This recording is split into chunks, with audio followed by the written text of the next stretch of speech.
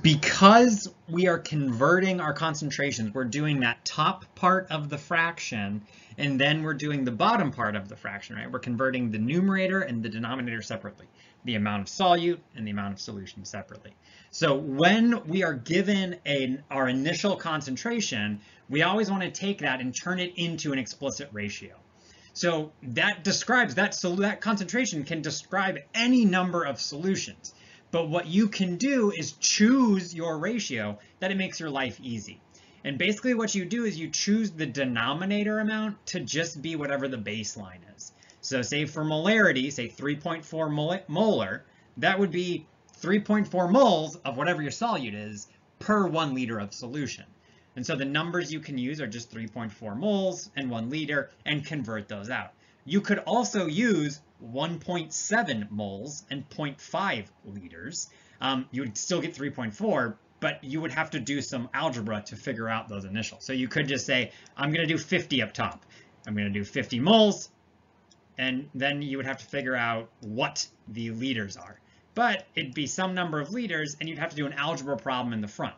If you just choose 1 as your liter, the top number, the numerator, is just equal to whatever the molarity was.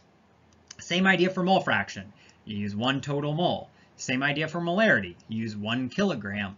Percentage is a little bit different because it's based out of 100 because it's a percent, but you just use 100 there, right? So it's not, you don't use the 1, but you use the 100. And so that's just an idea of you need to always, if you're doing a conversion of concentration, you need to break it up into 2 parts. You need to break it up into the solute, that numerator part, and the solution, the denominator part. There is, of course, one exception, and that is the solvent on molarity. You will note that that is different. Everything else is solution, total mole, which is still the same thing as the solution, and solution, right? So those are all describing both the solute and solvent together, but molality is not. That is only solvent. So when you're dealing with molality, it's going to be a little bit different. You can't use a multiplication conversion. You need to use addition. So those concentration, those conversions, once you break it up into the solute, the numerator part, and the solution, the bottom part, common conversions are density, which lets you do mass to volume. For pure substances, you can look those up. So say for water is 1 gram per milliliter. But if it's a solution, like salt water does not have the same density as pure water. There's additional mass in there, and you would need to be given that. So a lot of times, like we saw in the example, that was just given in the prompt. Molar mass is something you can always calculate. Mass to moles, we've seen throughout chapter all this concentration stuff, very common conversion, those molar masses. And then the other thing I want to point out is these equations for going between solution and solvent. You have to do this whenever you're going in or out of molality, because this denominator in molality is only solvent. It's only solvent here. And so that only works, solvent mass. If you want to convert that into solution mass, you need to add in the solute to that solvent. So you need to use some addition to go back and forth. So we want to be mindful of that. You may also have to do a conversion of that mass afterwards. You can also do it in total moles if you wanted. Addition works there, but you cannot do addition in volume. It's not additive. So if you add 20 milliliters of ethanol and you dissolve it into 60 milliliters of water, the resulting solution does not, the volume of the resulting solution is not the sum of those. Basically, the molecules end up getting either packing closer together or further apart. So the volume does not add. Mass in moles add, volume does not.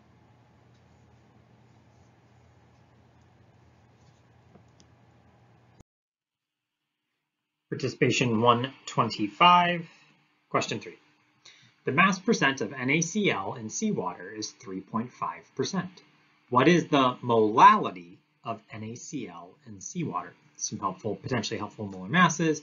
Water is 18.02 grams per mole, and NaCl is 58.44. This is the third question on participation 125, due Tuesday, January 25th at 11:55 p.m. over on Blackboard. A link to the assignment is right below links to these videos. Again, what is the mass percent of sodium chloride in seawater is 3.5%. What is the molality of sodium chloride in seawater?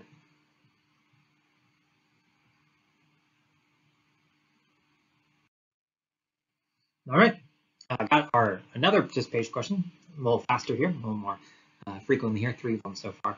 We got one more video, see if we find a 4th question there. Let's find out.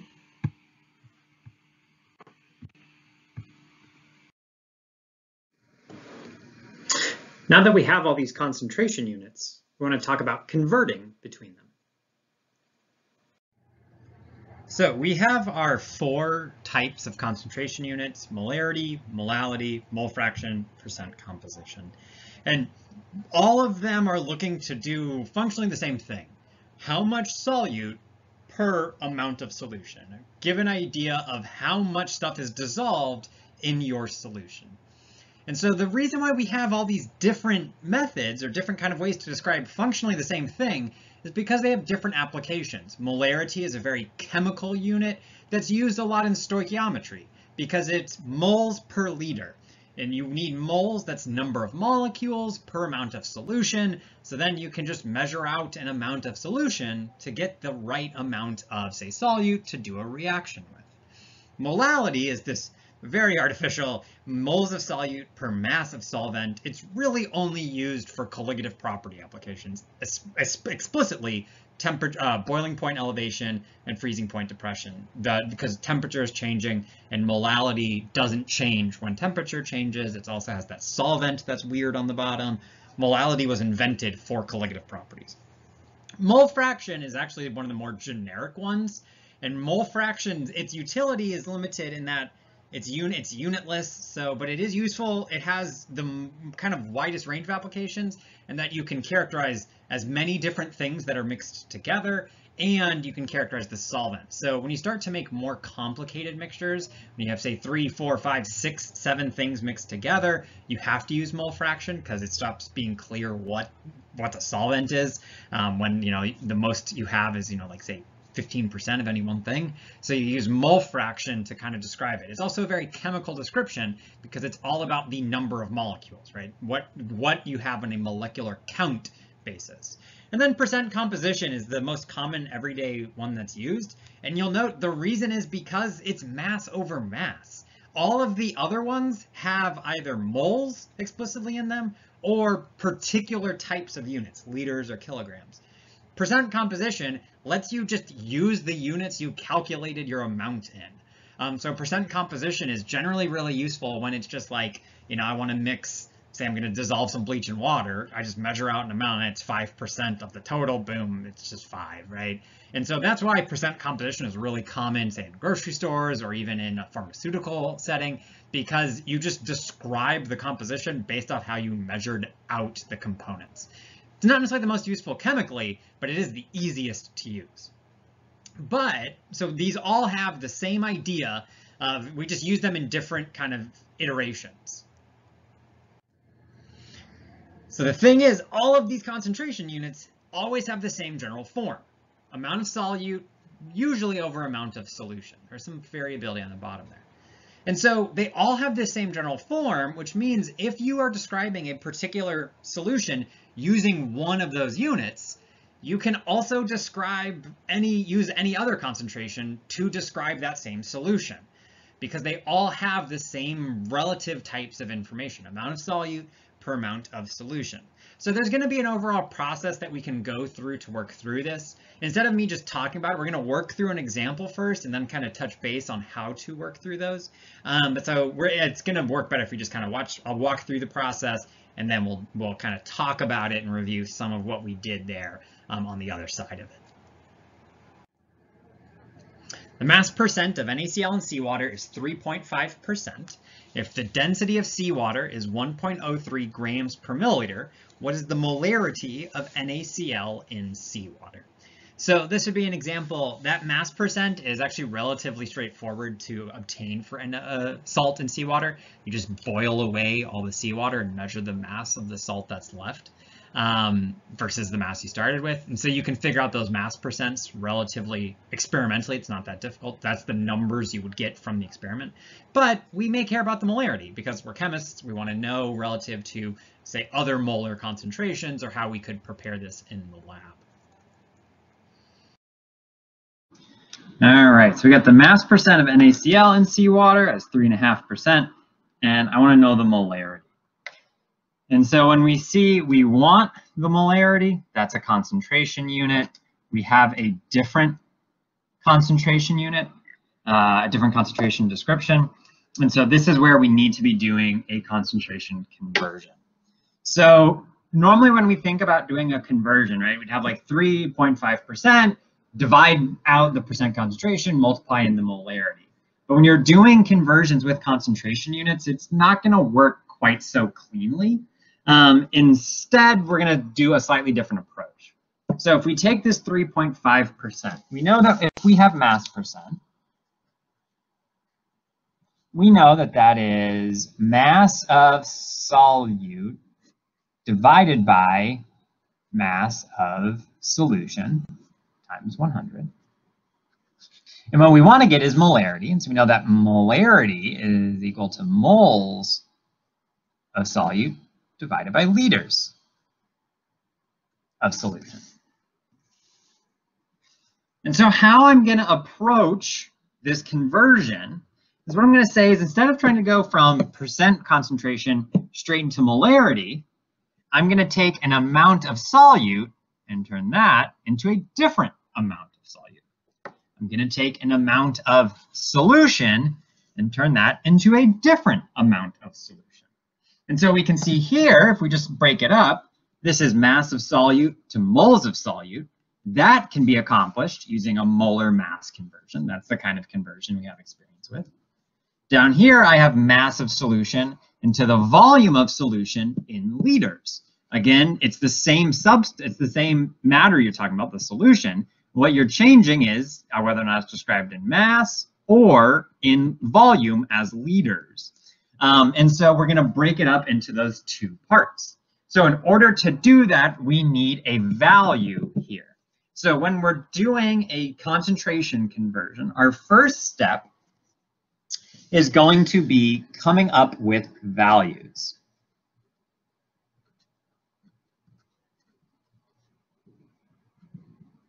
So values for my initial concentration. And when I say values, what I mean is masses, a mass of solute and a mass of solution in this case. So I know that overall my concentration is 3.5%. And that mass, that comes from a mass of solute and a particular mass of solution for my given sample. And so I can put values in here for any, there's a lot of different combinations that give me 3.5. But what I'm going to say is, well, suppose I have 3.5 grams of solute, so NaCl, divided by 100 grams of solution. And then there is the times 100. And so if I look at that, I have, if I do 3.5 divided by 100 times 100, those 100s are going to cancel out, and the answer would be 3.5%. So you can choose any value. We could have put like 60 up here, and then we could have done some algebra to figure out what the bottom number is. But we need two numbers. We might as well pick numbers that make our lives as easy as possible. If I put 100 grams down here, the number up top is just the same as that because the 100s cancel out. So these are the like initial values that I can just suppose I've just said it's 3.5%. Well, let's suppose I've gotten a sample of seawater that is 100 grams. And that means if it is 100 grams of seawater, it's going to contain 3.5 grams of NaCl. So I'm just going to assume that that's the case, and I'm going to work from there. Because now what that lets me do is break it up into, I can do the convert the solute, which is really the numerator part.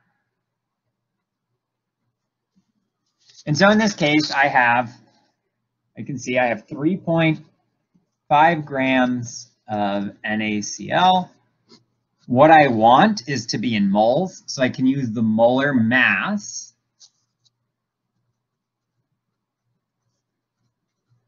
58.44 grams of NaCl for every 1 mole of NaCl means that in this I have 0.060 moles of NaCl. So perfect. That was the top conversion that I needed. I want a molarity. If I have a moles of solute and a liters of solution, I'll be good to go. So I converted that out.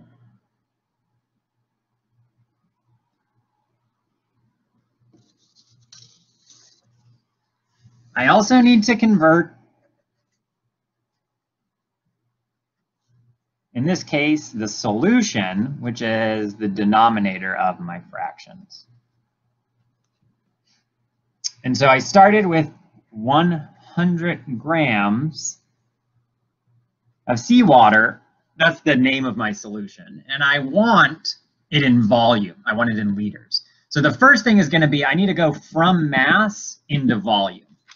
And that is where the density is going to come in.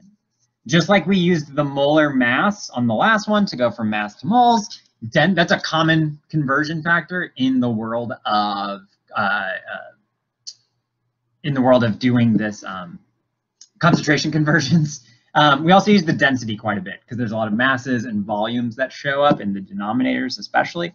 And so I can use my density, which is 1.03 grams per 1 milliliter, and that is still for seawater. That's for the solution overall.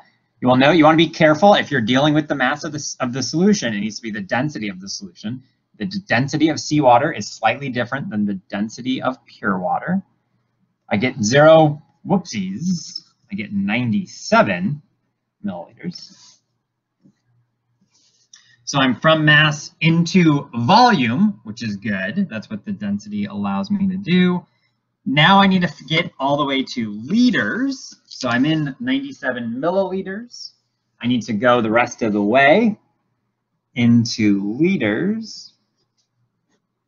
There are 1,000 milliliters in a liter, 0.097 liters.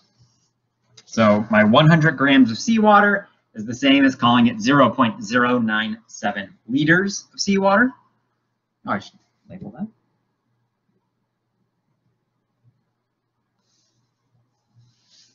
And so the final step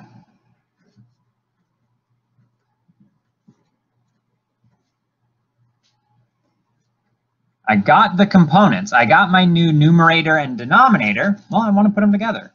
Molarity, in this case, is going to be moles of NaCl per liters of seawater. I calculated those out.